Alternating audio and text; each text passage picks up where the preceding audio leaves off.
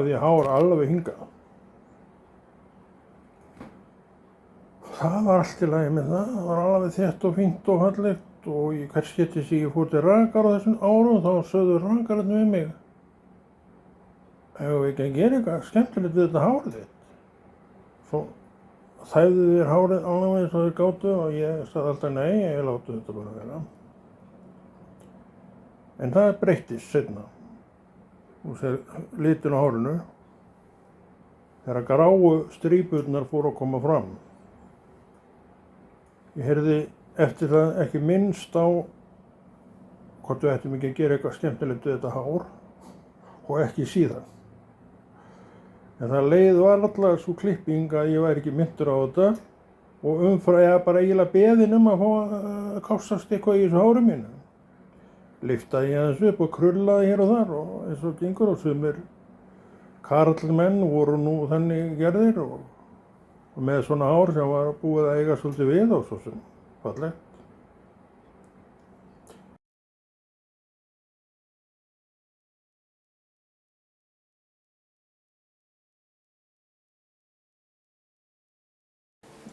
Góðan daginn, gott fólk. Ég veit ekki hvort mörg af ykkur voruð að stunda sjó í Norðursjó en ég var einn af þeim sem þar voru og veiti kynsturinn öll af síld sem við seldum á fiskmarkaði í ýmis Skagen eða í Hissals og því nuðum við ósköpun öll af peningum og fengum löndunarpeninga fyrir að landa sem var vegna manneklu á hjá Dönunum þegar allur íslenski flotinn streymdi nánast eins og hann lá til að veiða í Norðursjón og síld. Og ég held að menn sé nú sammála það að þetta verk hafi nú bjargað íslenska síldarskipastofninum, ef svo má segja, og útgerðum þeirra. Þetta svo sem var góður tími og þú sér þennan einstakling hárprýði hans. En þannig var það nú ekki þegar við vorum niður í Norðursjó, þá náði hárið niður á axlir og þú horfir auðvitað á grátt hár en sást þá dökkt hár. Og ekki bara það að við værum hárprúðir, svona flestir af okkur. Þá einhverju leita vegna komst það í vana hjá okkur og var margra síður. Það var að safna skeggi. Menn hættu að raka sig svona fljótlega eftir að þeir fóru af stað frá sinni heimahöfn, sem var Hafnarfjörður í mínu tilviki. Og svo var bara andlitsprýðin látin vaxa það sem að leið, þangað til vertíðinni lauk. Og minn skeggvöxtur var náttúrulega eins og annarra. En ég man alltaf eftir því að það voru svona gloppur í því og ég kallaði það nú bara kalskemmdir í skegginu mínu. Þannig að það var aldrei neitt svona eins og maður vildi hafa það. En maður lét sig hafa að safna þessu ágæta skeggi í þessar vikur sem við vorum að veiðum. Og svo var maður að klára sér í þessu, maður klæjaði hann alltaf í skegginu og mér fannst nú ekki þægilegt að hafa þetta skegg sem elskað út af lífinu. Af hverju menn gerðu þetta, veit ég ekki. En það voru bara nokkuð margir sem fóru þessa leið að láta sér vaxa skegg á meðan að þessari törn stóð og hún var alltaf meira en 2 mánuðir og 3 vikum betur. 3 mánuðir var nú ekki algengt Það getur vel verið að einhverjir hafi verið þarna í 3 mánuði. En 2 mánuðir og 3 vikur var nokkuð svona venjuleg ferð sem að síldarsjómenn íslenskir fóru.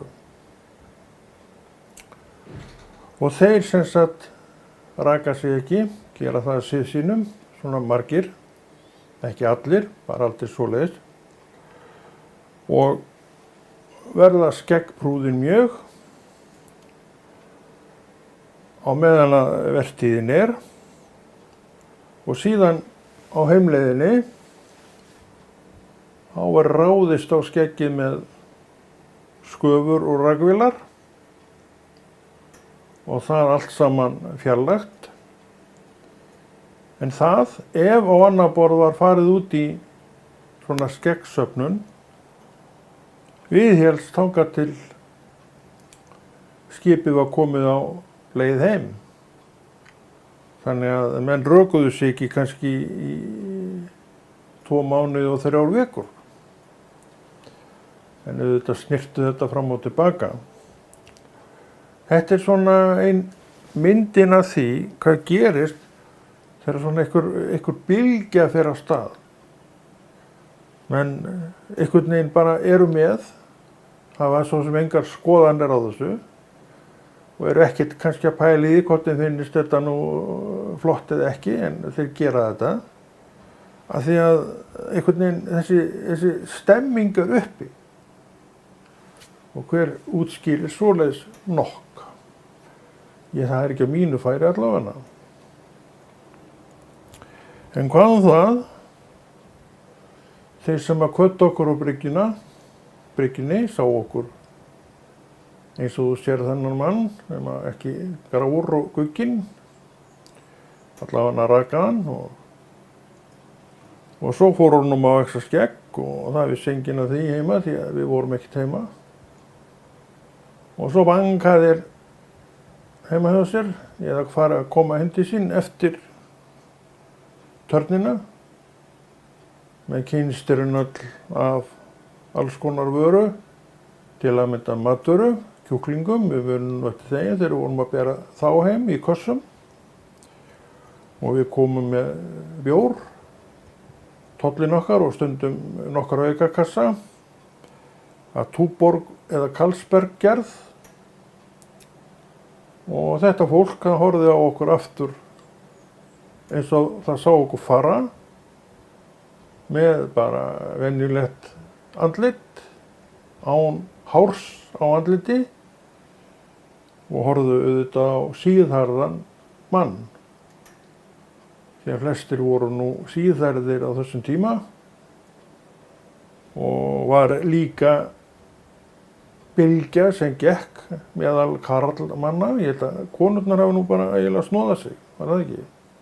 Það snýrist allt á haus. En mér var hugsað, hefur oft verið orðið hugsað þessa skeggsöfnun sem að óði yfir mann og annan þarna niður í Norðursjónum. Og menn voru svona apa hverjir eftir öðrum. Og er þetta ekki oft þannig þegar eitthvað byrjar, þá kemur oft bylgja á eftir. Og svo er annar hver maður kominn í þessa stöðu án þess í raun og veru velta því neitt fyrir sér af hverju og hvers vegna og svo framvegis. Þetta skeiði nú niður í Norðursjó. Og eins og ég var að segja á þann, þá velti ég því oft fyrir mér af hverju menn gerðu þetta, því að alla jafna ekki allir kallar að safna skeggi. En það aftur á móti var venjan.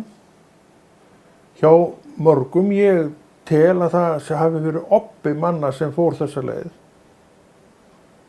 En svo sáu eiginkonur þessara giftu manna, mann sinn, órakaðan, eins og hún kvaddi sinn mann. Og ég man líka eftir því að þegar þú ert búin að venja skeggi á mönnum og þá breytist nú andlitið svolítið og svo komu þeir nýrakaðir, stroknir og flottir með Old Spice ángandi ilminn á sér og Hver nú þetta? Já, blessaður og þú, já, rakalega hefur breyst maður með því að raka þig. Og hann mætti rökuðu mér og kannski hefur hann þurft að aðeins að veltaði fyrir sér býtu við. Hver hann aftur þessi? Já, þetta Konni, já. Þetta kemur fljótt aftur. En þetta var eitt af því sem að maður mann og minnist frá veru sinni í Norðursjó og þar var ég bæði borði í Héðni og borði í Faxaborg og ég held alveg örugglega að í bæði þessi skipti hafi einmitt þetta verið niðurstaðan, þessi ágæta skeggsöfnun. Á Faxaborg var ég sumarið og svo fórum við aftur haustið. Og þá var bara rak hnífurinn eða skafan lögð til hliðar og hárvöxturinn og andlitinu látinn bara vera eins og hann vildi. Það svona snýrt til hér og þar. Og þá komu þessi kalblettir fram eins og ég talaði og ég var ekki hrifinn af þeim. En síðan þá hef ég nú ekki safnað skeggi, þetta var 75 og á þessum tíma líka reyndar var maður stundum með yfirskegg en það allt saman hætt fyrir áratugum og þetta andlitið sem þú sérð, rakað og strokið og núna snögghært líka. Ég kann bara mjög vel við það. En þeir voru tímanum að var með að hinga. Og þú kannski mennst eftir því, sért á svipuðu Reykjavík ég og kannski varstu einn af þessum köllum, strákum þá, með svipaða stöðu á þínu ári. Svona breytist þetta, kæru vinnir, en hvað stendur eftir? Nú, bara hann Konni Galli. Og Hafnarfirði, vitið, hann bara eins og hann hefur alltaf verið. En þetta var bara svona til gaman skert og sett inn í stafsögu dæmið því að þetta náttúrulega bara partur af stafsögunni minni því að þetta var hluti af norðursjávar veru minni og margra annara íslenskra sjómanna sem að seldu afla, síldarafla í kössum, ýmist í Hirsals eða í Skagen. En til að byrja með þá seldu þeir síld Íslendingarnir í Þýskalandi. Held reyndar að Englendingar hafi ekki verið að kaupa síldina af Íslendingum en Þjóðverjar til að byrja með gera það. En svo færir allur flotinn sig yfir til Danmörkur og ég hygg nú reyndar að ríkisstjórnin þá hafa nú haft einhvern hlut hönd og bagga með það hvernig þau mál fóru. Þannig allir hún eigi nú ekki einhvern heiður af því hvernig hérna það allt saman var og allavega var það samþykki íslensku ríkisstjórnarinnar að löndunarpeningarnir sem að hásetarnir og skipshöfn, hvers skip fékk fyrir að landa var öll skattfrjáls. Og það var kannski ekkit endilega af góðu því að danskir hafnarverkamenn, þeir bara stundum og svitnuð þegar þeir sáu allan þennan flota og aukningu í höfnum hjá sér og þeir hefðu bara aldeilis engan mannskap til þess að sinna þessari viðbótar löndun þannig að við, kallarnir, þá skeggjaðir, flestir, tókum þetta að okkur og bárum nokkuð úr bítum því að við kölluðum þetta löndunarpeninga og þeir voru greiddir út í hvert skipti að löndun lokinni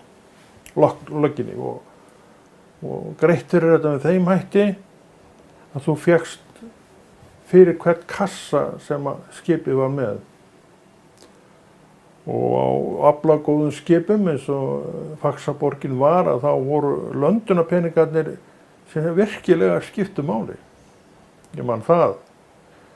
En þá var maður nú yngri aðeins og kannski ekki alveg eins þenkjandi sem maður í dag og svona eftir á hyggja, kæru vinir, þá var nú mest lítið eftir af þessum löndunarpeningum og maður spyr sig nú stundum, þó upphæðir hafi verið nokkrar, hvað varð af þeim? Svona þetta, mönnum helst ekki alltaf vel á sínu fé, en stundum þá gera það. Segjum þetta gott og svo höldum við þessu eitthvað áfram.